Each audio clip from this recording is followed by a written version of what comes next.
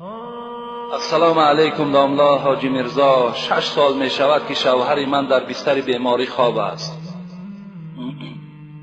یک چند مراتبه موی سرش را خودم گرفتم، لیکن آدمان میگن که اگر زن موی سر شوهر را گیرد نکاحش بریده می شود. شما از نقطه نظر اسلام این را چقدر شرح می دهید؟ التماس جوابش را همین روز گردانید.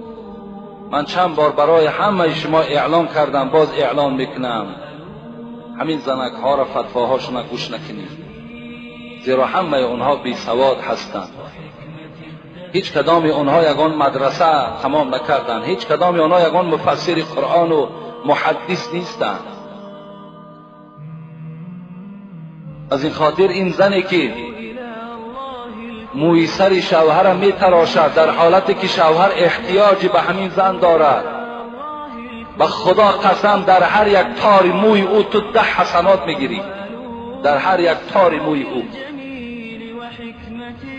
این احترام شوهر از همه بالاست. نکاح بریده نمی شود. پیغمبر خدا میگویند اذا غسلت المرأة ثياب زوجها كتب الله لها 1000 حسنه و غفر لها 1000 خطیئه.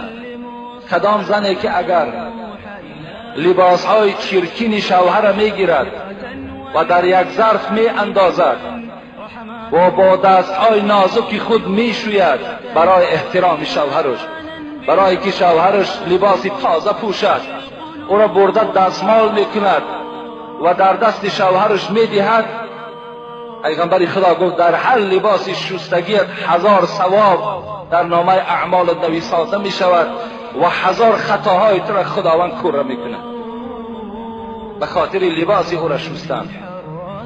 خوش به حال همون زنی که در این خیل حالت مونیس همون شوهرش می شود، شوهرش احترام میکند، بدن او را تازه میکند، موی سری او را میگیرد، کدام مویهایی که لازم باشد تازه میکند، بدن او را دائم پاکیزه نگه میدارد، بسترهای او را عوض میکند تا که رفیقان او آمده دیده از جایگاه خواب او حتی که چیکار کنند خرسند شوند که چی زنی مسلمانی داشته است. پیغمبر خدا میگوید قمت علی باب الجنه فاذا عامت من دخلها المساکین.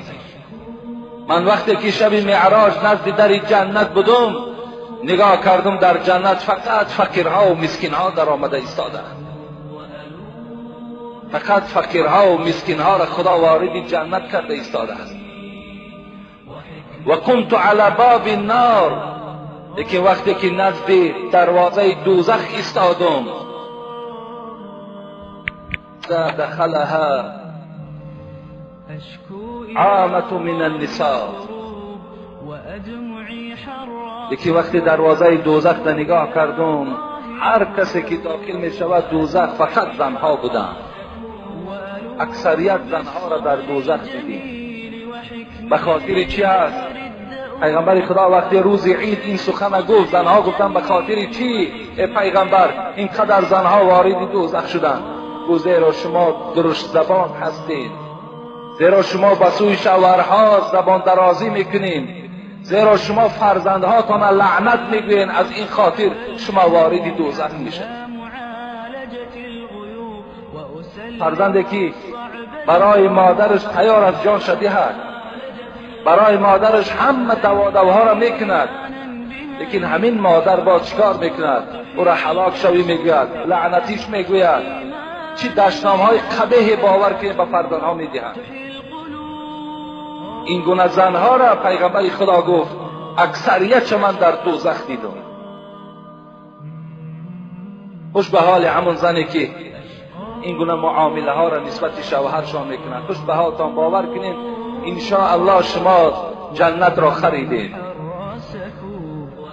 رضا الزوج هو رضا الله.